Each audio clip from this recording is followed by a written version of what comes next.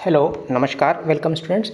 तो आज हम लोग जो है complete book list of all the GS papers जो है वो डिस्कस करने जा रहे हैं। दरअसल बहुत से डाउट्स आ रहे थे कि लोग पूछ रहे थे कि आपकी बुक लिस्ट क्या रही for pre mains and all the things, है ना, जीएस 1 2 3 4 और ऑप्शनल की।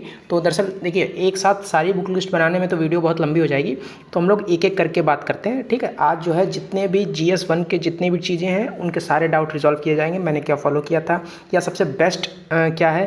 देखिए, इसमें कई बार ऐसा भी होता है कि मैंने कुछ ज़्यादा ही पढ़ लिया या कुछ इधर उधर भी पढ़ लिया, तो वो ज़रूरी नहीं बेस्ट हो, लेकिन मैं जो भी बताऊंगा वो मेरी अपने नॉलेज से जो है वो बेस्ट बुक लिस्ट होगी। उसमें कुछ आपको एडिशनल जो भी होगा वो भी मैं आपको बता दूंगा, है ना। तो काफ़ी कुछ आपको सीखने को मिलेगा। अगर आपको बुक लिस्ट से रिलेटेड डाउट है तो आप ये एक वीडियो फॉलो कर सकते हैं। उसके बाद आपको जीएस 1 के लिए तो कहीं और जाने की ज़रूरत नहीं है, ये कंप्लीट बुक लिस्ट है।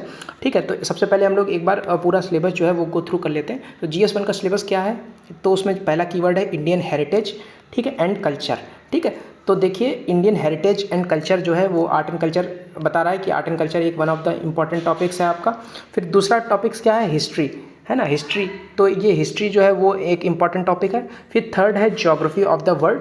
ठीक है, तो ज्योग्राफी एक one of the important topics है आपका। और फिर अगला है सोसाइटी।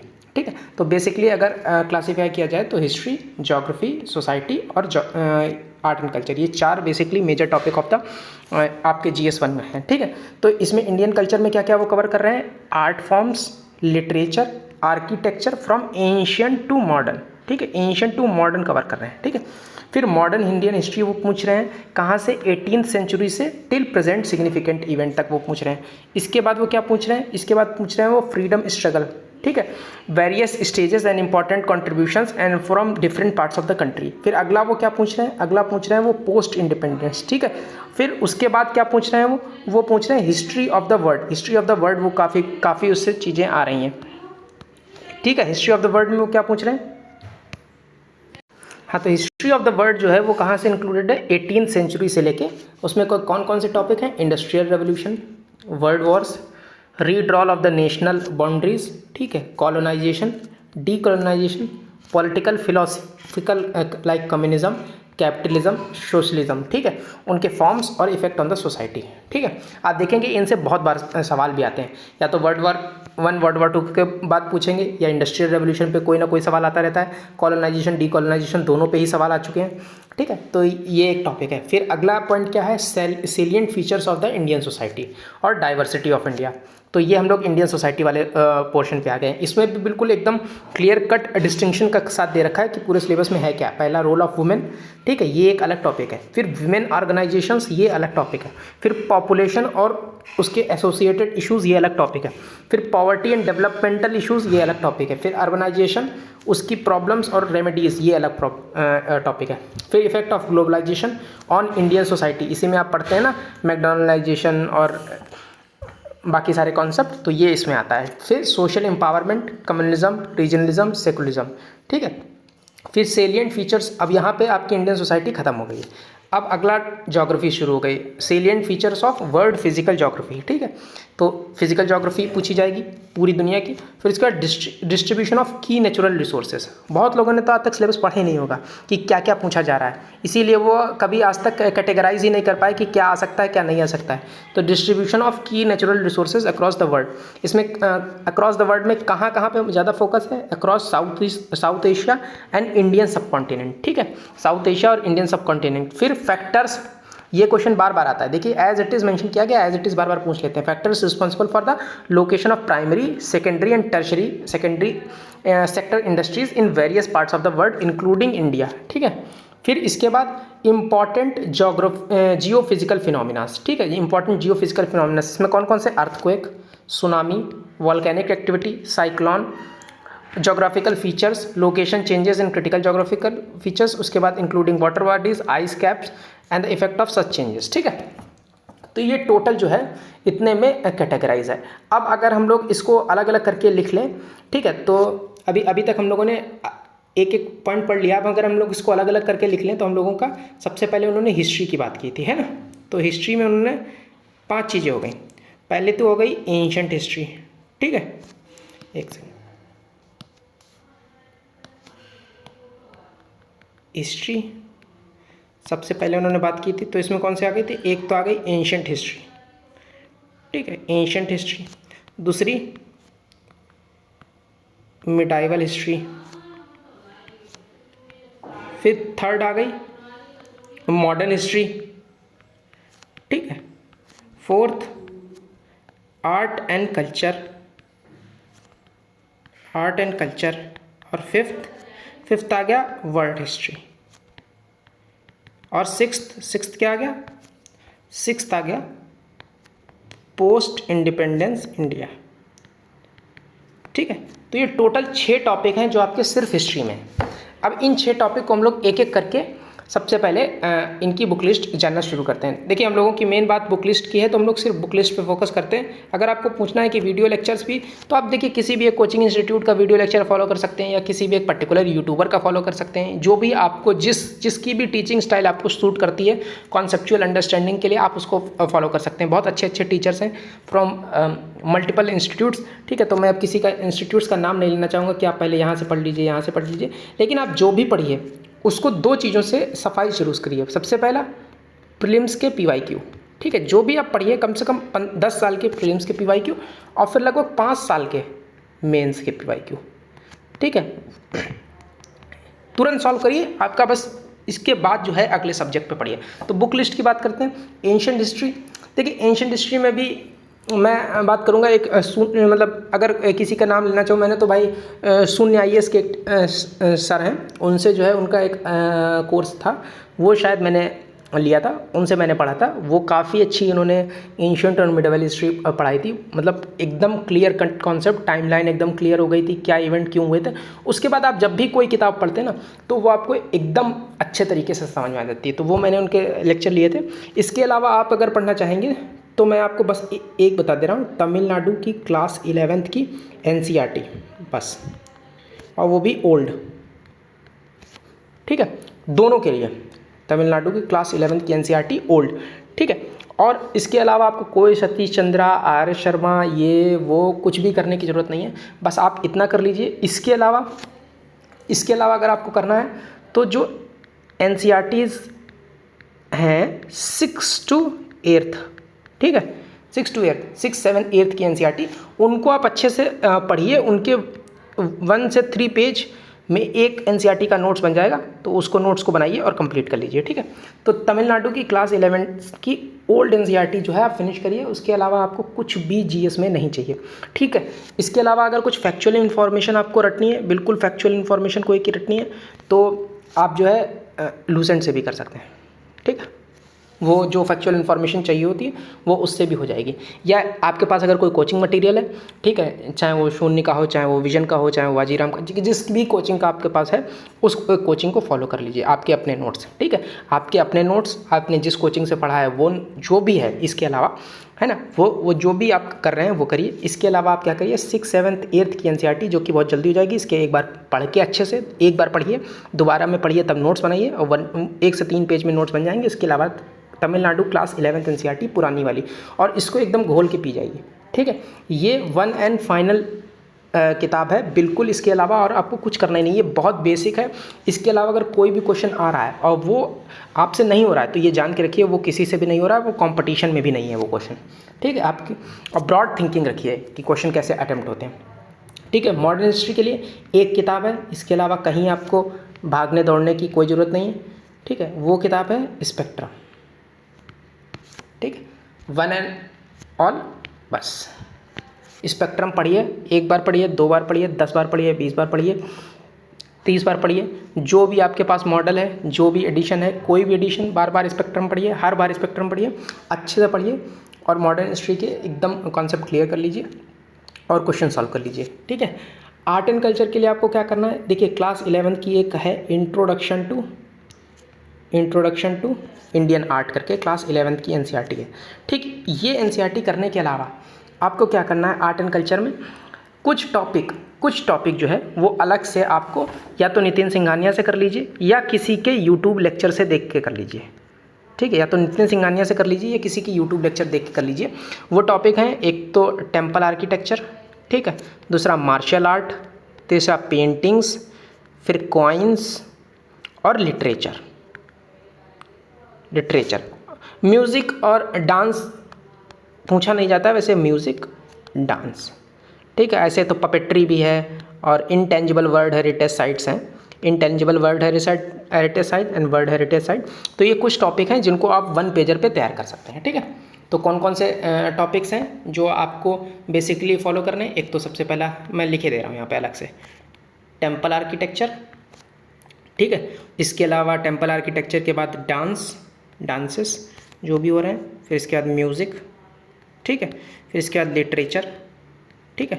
लिटरेचर में बुद्धिस्ट, जैन, ठीक है, और जो संगम, ठीक है, ये तो फोकस में रहते हैं। इसके अलावा लिटरेचर के अलावा पपेट्री, फिर इसके अलावा पपेट्री के अलावा क्या कहते हैं, मार्शल आर्ट्स के अलावा थिएटर्स के अलावा world heritage sites, intangible world heritage sites, ठीक है।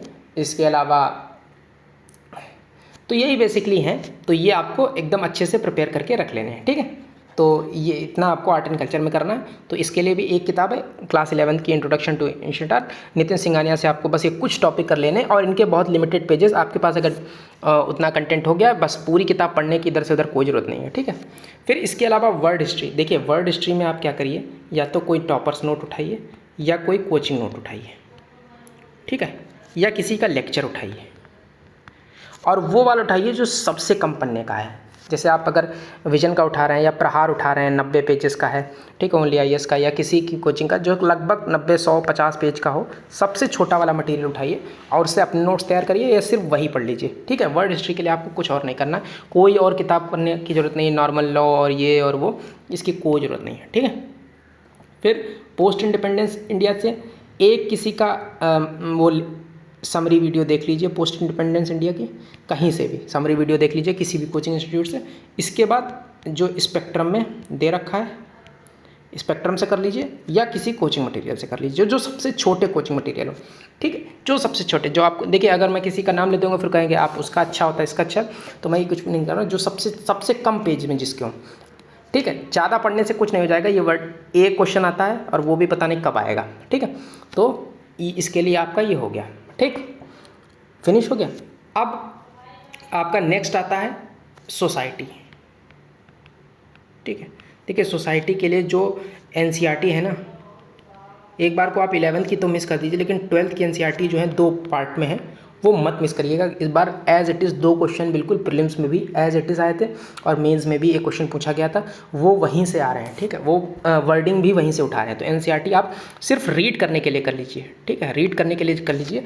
इसके अलावा अगर सोसाइटी में आपको करना है ना, तो विजन का मटीरियल इंडियन सोसाइटी के लिए काफ़ी अच्छा है, ठीक है, बहुत अच्छा मटेरियल है उनका। स्मृति शाह मैम शायद पढ़ाती हैं, उनका जो भी अगर आपको क्लासरूम नोट्स मिल जाए ना तो बहुत ही अच्छी बात है, वरना जो उनके प्रिंटेड नोट्स होते हैं वो भी आप ले लीजिए और बहुत अच्छे से कर लीजिए। इंडियन सोसाइटी के लिए वो मोर देन इनफ है। देखिए उसमें कुछ टॉपिक हैं, एक तो विमेन, ठीक है, विमेन रिलेटेड इश्यूज़ जो आपने पढ़ लिया, एक सेकुलरिज्म, एक रीजनलिज्म, कम्युनिज्म, अर्बनाइजेशन उसके एसोसिएटेड प्रॉब्लम, पॉपुलेशन उसके एसोसिएटेड प्रॉब्लम्स, पॉवर्टी, ठीक, diversity of India, salient features, ये ऐसे करके आपके 20 पन्ने के नोट्स बन जाएंगे और वो 20 पेजेस के नोट्स आप एकदम आपके बाइफरकेट हो जाएंगे। उन्हीं को बार बार पढ़िएगा। एक बार वो कहीं से क्लासरूम नोट्स जाइए और या अपने खुद से बना लीजिए वो 20 पेजेस के, और उसमें बस कुछ नहीं करना है आपको, जो भी है बस आपको वैल्यू एडिशन करते रहना है नोट्स में। वो वैल्यू एडिशन कहाँ से आएगा? उस साल के इकोनॉमिक सर्वे से आ जाएगा, उस साल की बजट से आ जाएगा, या कहीं न्यूज़पेपर से या मंथली मैगजीन से, जहाँ कहीं से भी आप थोड़ा बहुत कोई स्कीम, जैसे विमेन पे कोई स्कीम आ गई, कोई ओल्ड एज पे कोई स्कीम आ गई, या अर्बनाइजेशन पे कोई नई स्कीम आ गई, या कुछ भी है, स्मार्ट सिटी से लेके कोई उस पर डेवलपमेंट आ गया, नमामि गंगे पे कोई डेवलपमेंट आ गया, या पॉवर्टी पे कोई आ गया, ठीक है, जैसे वर्ल्ड बैंक ने अपनी वो बदल दी, पॉवर्टी लाइन बदल दी। तो ये सब आपको बस अपडेट करते रहना है, वो बस उतना ही करना है आपको। इसके अलावा इंडियन सोसाइटी के लिए आपको कहीं जाने की कोई ज़रूरत नहीं है, बाकी एज इट इज़ बिल्कुल वही सेम करना है, ठीक है। अब देखिए ज्योग्राफी में आपके पास जो है वो ऑलमोस्ट 3 है। एक तो इंडियन ज्योग्राफी है, ठीक है, एक है फिज़िकल ज्योग्राफी, ठीक है, फिर आपके पास मैपिंग है, मैपिंग के अलावा आपकी इकोनॉमिक ज्योग्राफी है, ठीक है, इकोनॉमिक ज्योग्राफी। और इसके अलावा जो है मैपिंग है, इंडियन ज्योग्राफी है, फिजिकल ज्योग्राफी, इकोनॉमिक ज्योग्राफी और ह्यूमन ज्योग्राफी है। ठीक है, ह्यूमन ज्योग्राफी। ठीक है, अब देखिए इंडियन ज्योग्राफी में देखिए फिजिकल ज्योग्राफी तो आपके लिए बस क्लास 11th और क्लास 12th की फुल एनसीईआरटी आपको 20 बार कम से कम पढ़नी है। अच्छे से कर लीजिए, एनसीईआरटी के अलावा और कुछ नहीं चाहिए, कुछ भी नहीं चाहिए आपको। जो भी सफाइस करना है वो जीसी लियोंग में इनफ है, जीसी लियोंग में इनफ है। अगर आपको जैसे कोई एक्स्ट्रा टॉपिक है और वो कहीं नहीं मिल रहा है तो आप गूगल पे PMFIS करके डालिए, वो टॉपिक के साथ वो उसका नोट्स आ जाएंगे, वो आप वहाँ से पढ़ लीजिएगा। ठीक है, तो जीसी लियोंग आपको बहुत अच्छे से करनी है। ठीक है, इंडियन ज्योग्राफी के लिए भी आपको क्या करना है, इंडियन ज्योग्राफी के लिए आप या तो सुदर्शन सर को फॉलो कर सकते हैं, ठीक है, या ऋषिकेश सर, अब तो लेट ऋषिकेश सर वो अब रहे नहीं, या आप किसी और टीचर को जो भी आपको इंडियन ज्योग्राफी के लिए पढ़ाए वो आप इंडियन ज्योग्राफी वहाँ से फॉलो कर सकते हैं, अदर देन एनसीईआरटी। अब इसके अलावा जो 6 से 10th तक की एनसीईआरटी हैं, ठीक है, वो क्या है कि 9, 10th, 11, 12th में वो सारा सब कुछ रिपीटेड है। तो जो आपको 6 to 10 एनसीईआरटी है वो एक बार में ही पढ़ के फिनिश कर लीजिए। अगर कुछ उसका फैक्ट एक्स्ट्रा मिले वो आपको एक पेज में नोट डाउन कर लेना है। तो मैक्सिमम ऐसे 5 से 6 पेज होंगे जो आपके एक्स्ट्रास मतलब जो आप इन 5 क्लास की एनसीईआरटी से निकाल पाएंगे। ठीक है, तो 11, 12th की NCERT suffice it with GC Leong से आपको कौन सा चैप्टर्स पढ़ने, वो वाले जिसमें बात की गई है क्या कहते हैं अलग अलग वेजिटेशंस की, और क्या कहते हैं अलग वेजिटेशंस की। और हाँ, तो इसमें आपको क्या क्या पढ़ना है जीसी लियोंग से। देखिए जीसी लियोंग से आपको बस कुछ चीज़ें पढ़नी है। एक तो सबसे पहले बायोम्स वाला रीजन, ठीक है, बायोम्स का, ठीक है, बायोम्स उसमें काफ़ी अच्छा दे रखा है। बायोम्स के अलावा लैंडफॉर्म्स, ठीक है, डिफरेंट लैंडफॉर्म्स, ठीक है, डिफरेंट लैंडफॉर्म्स और डिफरेंट बायोम्स, ये आप जीसी लियोंग से कवर कर लीजिए। बाकी सब आपको क्लास 11, 12th की एनसीईआरटी में मिल जाएगा, या आपके पास अदर देन इसके अलावा आपके अपने खुद के नोट्स हैं उनसे आप कर लीजिए। ठीक है, मैपिंग के लिए मैं आपको बताऊंगा शून्य IAS के कुछ वीडियो हैं जो उनके यूट्यूब चैनल पर पड़ी हुई है, वो काफ़ी अच्छी वीडियो है, आप मैपिंग वहाँ से कर सकते हैं। सुदर्शन सर को फॉलो कर सकते हैं, आपको अगर रटना है वो बिल्कुल एकदम रटा देते हैं। या आप किसी और चैनल से अगर कर रहे हैं तो देखिए कि वो UPSC लेवल का मैपिंग करा रहे हैं कि नहीं। वैसे शून्य IAS के वो जो मैपिंग वीडियोज़ हैं वो काफ़ी अच्छे हैं। ठीक है, फिर economic geography and human geography में क्या है, देखिए अभी आपने हम लोगों ने कुछ सिलेबस पढ़ा था, उस सिलेबस में क्या था, कुछ इंपॉर्टेंट पॉइंट उन्होंने दे रखे थे कि factors responsible for location of industries, ठीक है, primary, secondary, tertiary along the words और वगैरह वगैरह।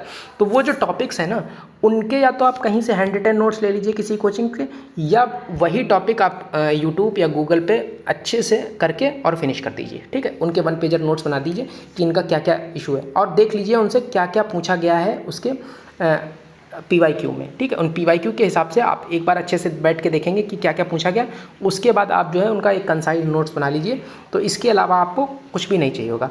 तो हम लोगों ने 4 चीज़ें थी, ठीक है, एक तो आर्ट एंड कल्चर था, उसकी भी बात कर ली, हिस्ट्री की भी बात कर ली, ठीक है, सोसाइटी की भी बात कर ली, और क्या कहते हैं ज्योग्राफी की भी बात कर ली। ठीक है, तो ये बेसिकली आपकी बुक लिस्ट थी, जिसमें देखिए बहुत कम बुक लिस्ट मैंने बताई, कोई बुक्स ज़्यादा बताई ही नहीं जो आपको बहुत सारी बुक्स पढ़नी हो कि आप RS शर्मा पढ़ लीजिए, आप ये भी पढ़ लीजिए, आप ये भी पढ़ लीजिए, आप नॉर्मल लॉ पढ़ लीजिए आप, ठीक है, कुछ भी नहीं पढ़ना था। इतनी बेसिक सी किताबें बताई हैं, इतनी ही किताबों से आपका GS1 कंप्लीट हो जाएगा।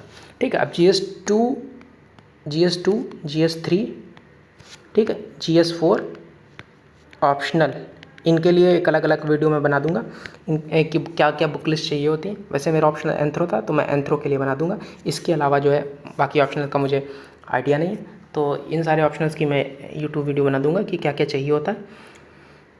ठीक है, that's all from my side, thank you.